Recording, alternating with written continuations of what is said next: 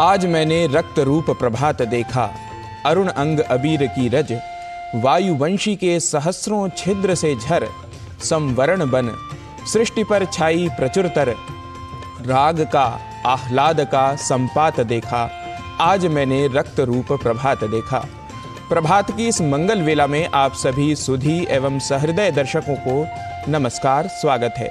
सुप्रभातम में मैं हूं आपके साथ गवीश द्विवेदी। आइए प्रारंभ करते हैं आज के इस कार्यक्रम को।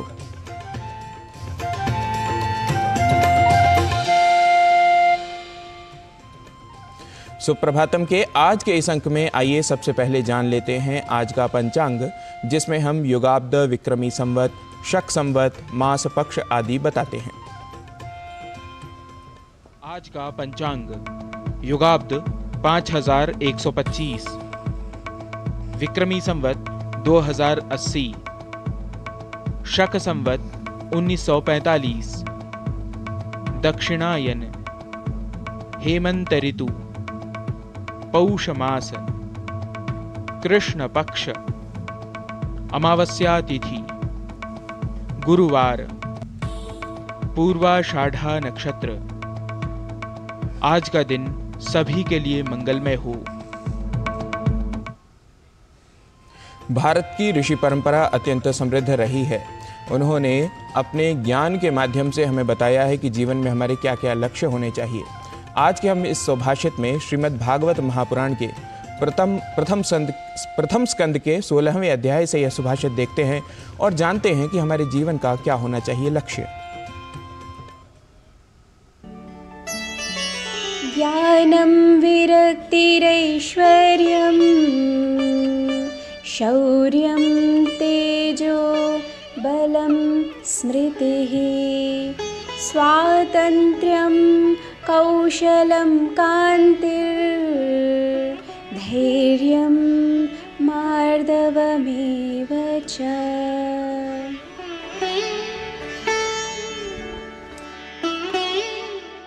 ज्ञान, वैराग्य, धन, शौर्य, शक्ति, बल, स्मृति तथा स्वतंत्रता, कौशल, दीप्ति, धैर्य एवं कोमलता से युक्त होना ही जीवन का लक्ष्य होना चाहिए।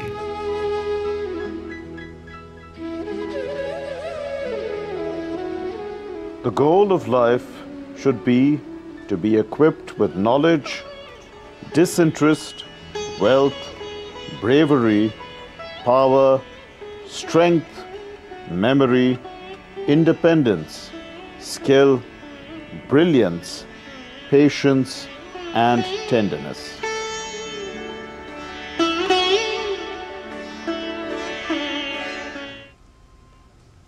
यावत् तो यधरा धरा धर धरा धारा धरा भूधरा, यावत् चारु सुचारु चारु चमरम चामीकरम चामरम, यावत् रावण राम रमणम रामायणम श्रूयते, तावत् भोग विभोग भोग भुवनम भोगायते नित्यशः।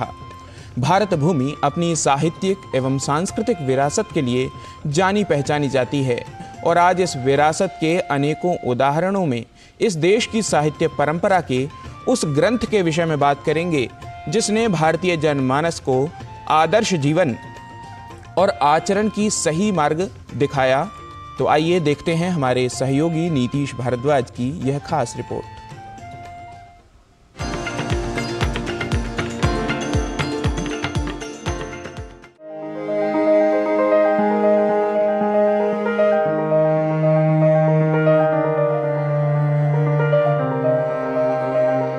लोकाभिरामं रणरंगधीरं राजीवनेत्रं रघुवंशनाथं कारुण्यरूपं करुणाकरं तं श्रीरामचंद्रम शरणं प्रपद्ये।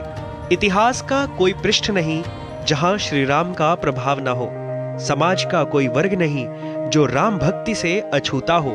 ये कहना तो कदापि अतिशयोक्ति नहीं कि मर्यादा पुरुषोत्तम भगवान श्री राम भारतीय जनमानस में बसते हैं। भगवान श्री राम के कथा प्रसंग का श्रवण कर आज तक लोग अपने चरित्र का सुधार करते हैं।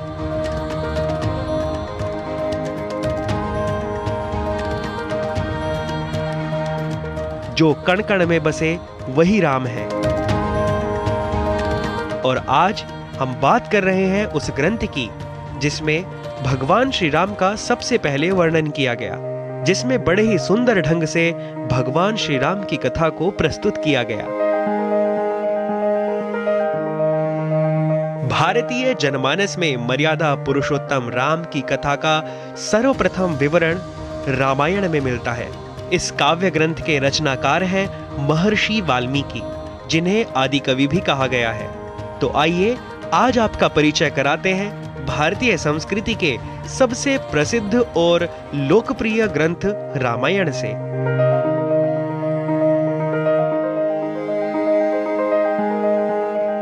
सात कांडों में विभक्त रामायण को रामचरित का वर्णन होने से धर्म ग्रंथ और आचरण का मार्गदर्शक ग्रंथ माना गया है और इस काव्य की स्थिरता का संकेत स्वयं इस ग्रंथ में किया गया है।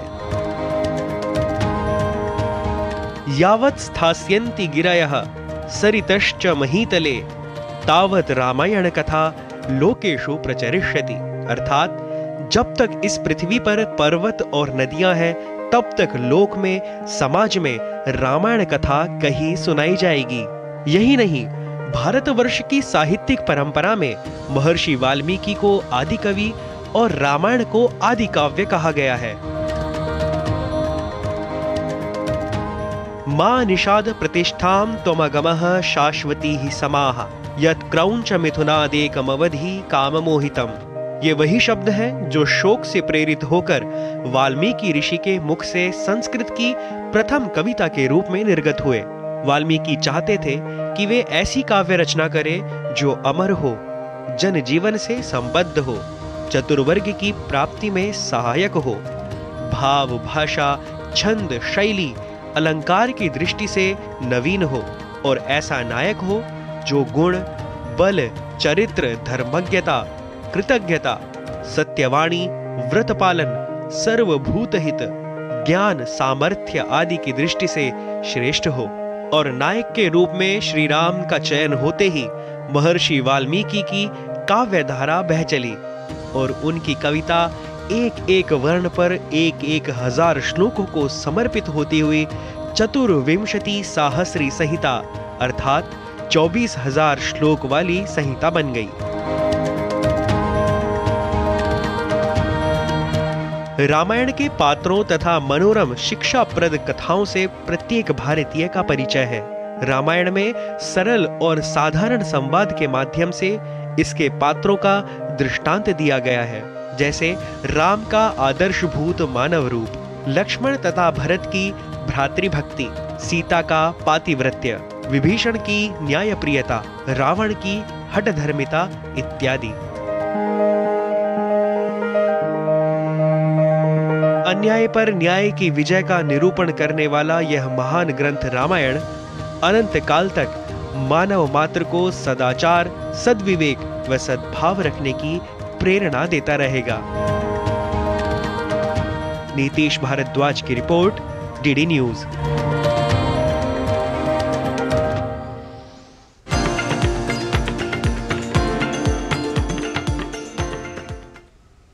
आदतें हम सब की होती हैं, कुछ अच्छी तो कुछ बुरी, पर कई बार ये आदतें हम पर दुष्प्रभाव डालती हैं। आज की यह आदत बच्चों से जुड़ी हुई है। बच्चों की अंगूठा चूसने की जो आदत है वो न केवल उनके दांतों को प्रभावित करती है बल्कि मुंह व जबड़े की बनावट पर भी असर डालती है। बच्चे के अंगूठा चूसने की आदत कैसे छुड़ाएं, आइए जानते हैं इस रिपोर्ट के माध्यम से।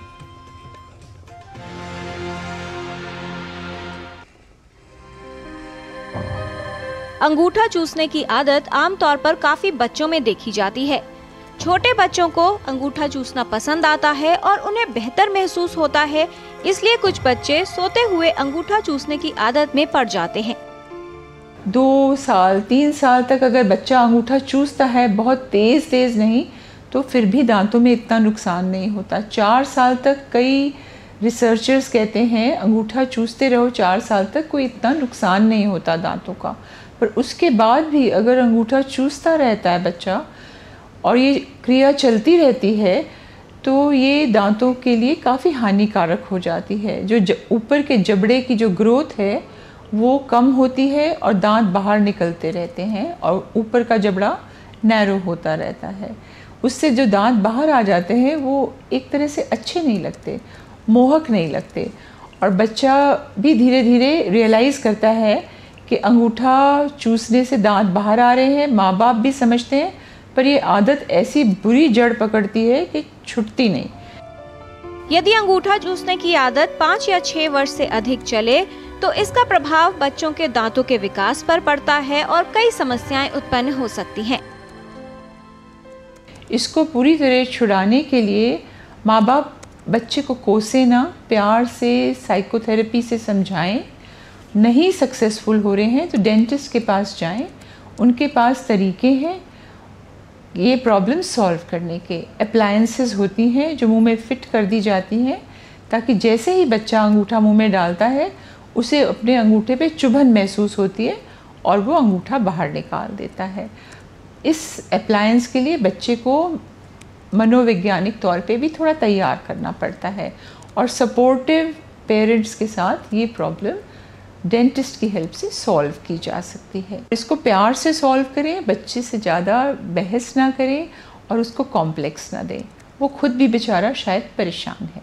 अंगूठा चूसने से जो बच्चे के दांतों में विकृति आ गई, जो बाहर आ गए, वो भी टोटली करेक्टेबल है, और जितनी जल्दी ये आदत छूटे और वो करेक्शन शुरू हो उतना अच्छा रहेगा।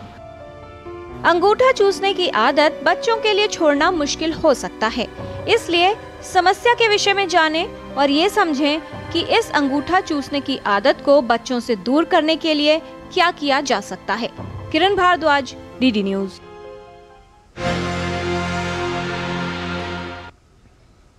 और अभी कार्यक्रम में लेते हैं एक अल्प विराम। आप कहीं न जाइए, देखते रहिए सुप्रभातम।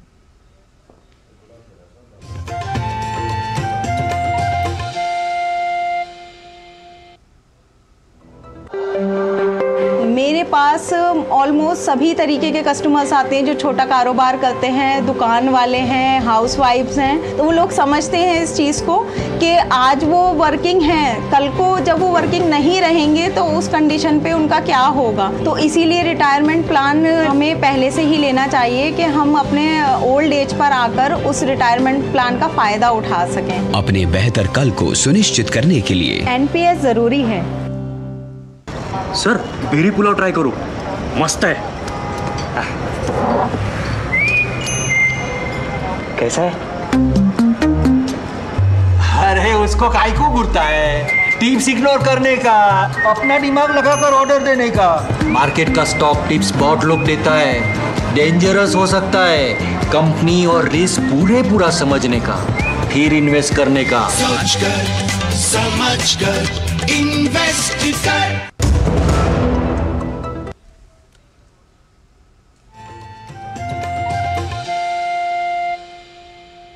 विराम के बाद पुनः आप सभी का स्वागत है। हम अपने लाभ के लिए ही जीवन में सब कुछ करते हैं। कहा भी गया है, प्रयोजनम अनुद्देश्य मंदोपि न प्रवर्तते, अर्थात बिना किसी प्रयोजन के मूर्ख व्यक्ति भी कोई कार्य नहीं करता।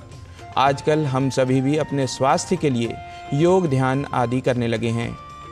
इसके सत्परिणाम भी हमें देखने को मिल रहे हैं। आज के अपने इस योग मंत्र में हम जानते हैं कि अपना ध्यान केंद्रित करने के लिए कौन कौन से योग व प्राणायाम हमें करने हैं।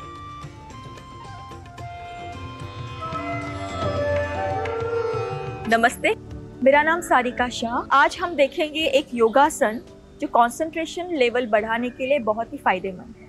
आइए मैट के ऊपर खड़े हो जाएंगे, स्ट्रेट खड़े रहना है। अब हम राइट लेग को आगे स्ट्रेच करेंगे, इनर थाई के ऊपर प्लेस करेंगे और हैंड्स को स्टर्नम के ऊपर नमस्ते मुद्रा में रखेंगे। दृष्टि सामने केंद्रित करेंगे किसी भी बिंदु के ऊपर, और इस पोस्चर को हम लोग 4 to 5 काउंट्स तक नॉर्मल ब्रीदिंग के साथ होल्ड करेंगे। इसके बाद हैंड्स को पहले रिलीज, फिर लेग, सेम थिंग हम लोग रिपीट करेंगे। लेफ्ट साइड स्ट्रेच करेंगे, इनर थाई के ऊपर प्लेस करेंगे, नॉर्मल ब्रीदिंग के साथ इस पोस्चर को होल्ड करेंगे, हैंड्स को रिलीज करेंगे, फिर लेग को। जो ये पोस्चर यहाँ पे नहीं कर सकते हैं वो इधर भी रख सकते हैं, ये भी करेक्ट पोस्चर है, बट हमें यहाँ पे पैर को नहीं रखना है घुटनों के ऊपर, ये गलत पोस्चर हो जाएगा। तो आइए अब हम देखते हैं प्राणायाम जिसका नाम है शून्य। किसी भी मेडिटेटिव पोस्चर में हम बैठेंगे, स्थिर होके बैक स्ट्रेट रखना है। इनहेल करेंगे 2 काउंट्स, उसके बाद एक्सहेल करेंगे 4 काउंट्स, और एक्सहेल करने के बाद उसी स्थिति में 5 काउंट तक रुकेंगे। आइए देखते हैं। इनहेल 1 2, एक्सहेल करेंगे 1 2 3 4, होल्ड करेंगे 5 काउंट्स, 5 4 3 2 1। स्टमक को रिलीज करेंगे पहले और फिर नॉर्मल ब्रीदिंग। इस प्रैक्टिस को आप 3 से 4 बार रिपीट कर सकते हैं, और जो एक पदासन किया था वो भी आप 3 से 4 बार रिपीट कर सकते हैं। अब इसी के ऊपर कुछ टिप्स जानेंगे हमारे योग गुरु डॉक्टर हंसा जी योगेंद्र से। नमस्कार। कोई भी चीज़ पर ध्यान केंद्रित करना हो तो दिमाग थका हुआ नहीं होना चाहिए। थका हुआ दिमाग ध्यान केंद्रित नहीं कर सकता। तो सारी चीज़ें जिससे थकान होती है, बेसिकली इलेक्ट्रॉनिक आइटम सारी, उसको बाजू में किया जाए और एकाग्र चित्त से काम किया जाए। अब काम करते वक्त ऐसा काम हाथ में लो जो जरा कठिन हो दिमाग के लिए, आपको सोचना पड़े जरा, और उस तरह जब करेंगे तो केंद्रित होगा ही दिमाग। दिमाग को सही स्थिति में रखने के लिए मन शांत बार बार करना ज़रूरी है। इसलिए लोगों के साथ थोड़ी बातें करना, हंसना हंसाना, प्रकृति के साथ थोड़ा संबंध जोड़ना, फूलों को थोड़ा सूंघें, पेड़ पौधों को जरा मज़े से देखें, ये सब भी बहुत ज़रूरी है। दिमाग की थकान उतर जाएगी। और सबसे ज़्यादा ज़रूरी है नींद। अच्छी नींद लें तो दिमाग थकान नहीं महसूस करेगा। ये सब चीज़ करें और अपना ध्यान दें।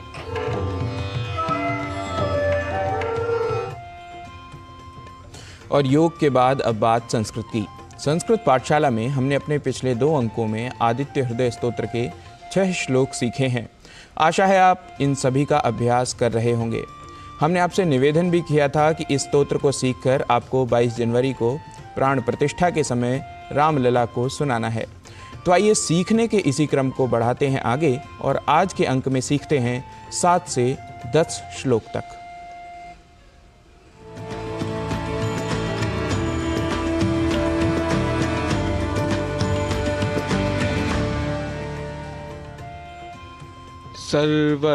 सर्वदेवात्मको ह्येष,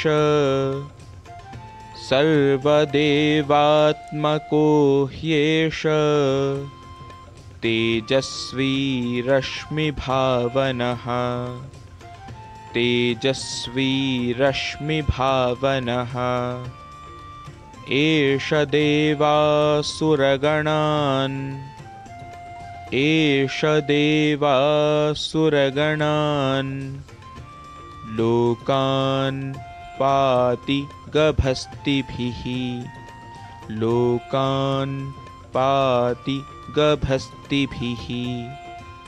सर्वदेवात्मको ह्येष, तेजस्वी रश्मिभावनः, एष देवासुरगणान्, लोकान् पाति गभस्तिभिः। एष ब्रह्मा च विष्णुश्च, एष ब्रह्मा च विष्णुश्च, शिवः स्कन्दः प्रजापतिः, शिवः स्कन्दः प्रजापतिः।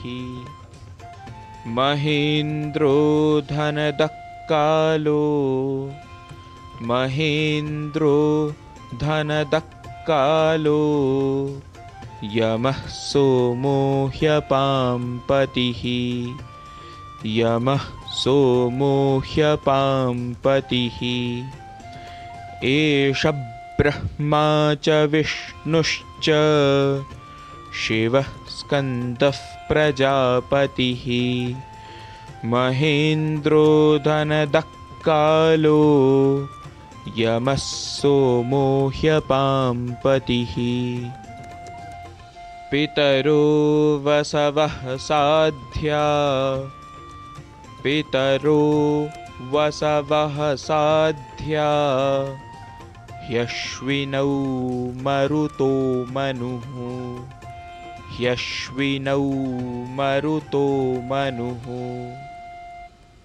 वायुर्वह्निः प्रजा प्राण वायुर्वह्निः प्रजा प्राण ऋतुकर्ता प्रभाकरः ऋतुकर्ता प्रभाकरः पितरो वसवः साध्या ह्यश्विनौ मरुतो मनुः वायुर्वह्निः प्रजा प्राण ऋतुकर्ता प्रभाकरः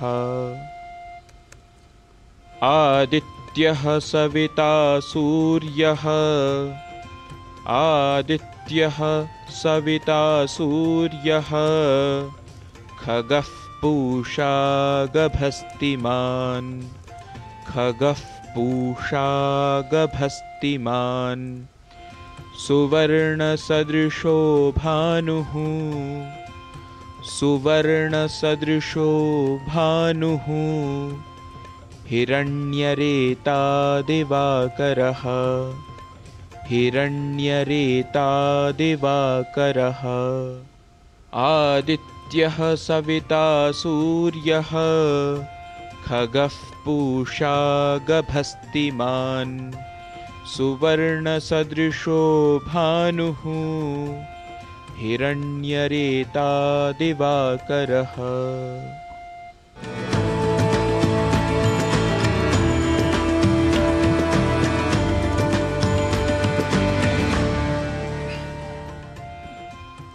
प्रदूषण समस्त समाज एवं विश्व के लिए बहुत बड़ा संकट है। विशेष रूप से प्लास्टिक प्रदूषण से निपटने के लिए बहुआयामी दृष्टिकोण अपनाने की आवश्यकता है। एक ऐसा ही संगठित प्रयास हुआ है तेलंगाना के एक गांव में। आइए देखते हैं यह खास रिपोर्ट।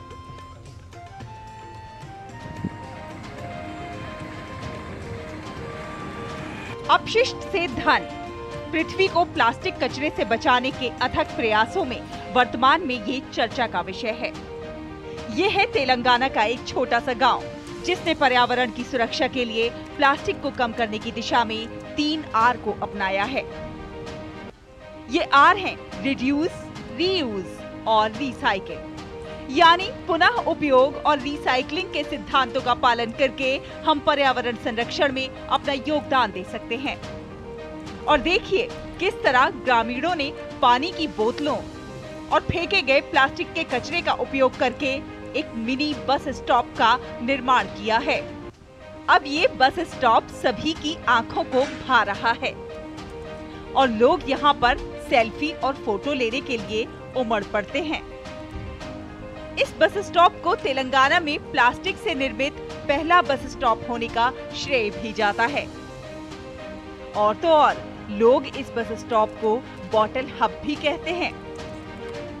उप्पलपल्ली एक ग्राम पंचायत, ये तेलंगाना के हनुमाकोंडा जिले में स्थित है। नवगठित ग्राम पंचायत की जनसंख्या लगभग 650 है।